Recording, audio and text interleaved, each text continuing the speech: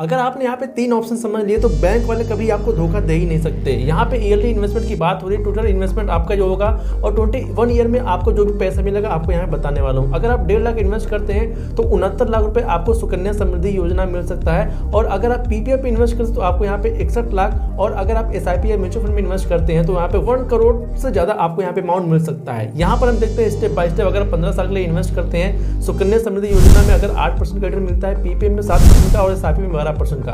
अगर हम 1000 की एसआईपी करते हैं तो यहाँ पे सुकन्या में हमें 46,000 रुपए, पीपीएफ में 27,000 रुपए और म्यूचुअल फंड में हमें 41,000 रुपए, और ये पैसा 80,000 रुपए हो सकता है। कैसे अभी आगे आपको बताएंगे। और अगर यहाँ पे साल में 10,000 आप जमा करते हैं तो सुकन्या में होगा 4,61,000 रुपए, पीपीएफ में होगा 2,71,000 रुपए और यहाँ पर एसआईपी में होगा 4,70,000, बट यहाँ पे 8 लाख भी हो सकता है। आपको आगे बताएंगे। अगर यहाँ पे 25,000 साल का आप जमा करते हैं तो सुकन्या में 11 लाख रुपए और पीपीएफ में 6 लाख रुपए और म्यूचुअल फंड में आपको यहाँ पे 10 लाख रुपए, लेकिन ये पैसे आपके 20 लाख भी बन सकते हैं। यहीं पे अगर आप 1,25,000 साल का जमा करते हैं सुकन्या समृद्धि योजना में होगा 57 लाख रुपए, पीपीएफ में होगा 33 लाख रुपए, म्यूचुअल फंड में होगा लगभग 52 लाख रुपए। लेकिन आप सही तरीके से करते तो ये पैसा आपका यहाँ पे 1 करोड़ से भी ज्यादा हो सकता है। और ये रिटर्न 12% के हिसाब से हमने एक्सपेक्ट किया है। सुकन्या और पीपीएफ में आपको इंटरेस्ट रेट रिवाइज्ड क्वार्टरली होते रहते हैं और ये सारी इन्वेस्टमेंट आपको पूरी प्लानिंग के साथ करनी चाहिए। अगर आपके पास कोई एडवाइजर है तो आप उससे समझ कर इन्वेस्टमेंट करें। अगर नहीं है तो कमेंट में ADV आप टाइप कर दीजिए, आपको मैं पूरी वीडियो भेज दूंगा कैसे आपको इन्वेस्टमेंट करना सही रहता है और किस तरीके से आप म्यूचुअल फंड में एक अच्छा रिटर्न प्राप्त कर सकते हैं। इस वीडियो को शेयर कीजिएगा अपने दोस्तों के साथ और हमें फॉलो भी कर लीजिएगा।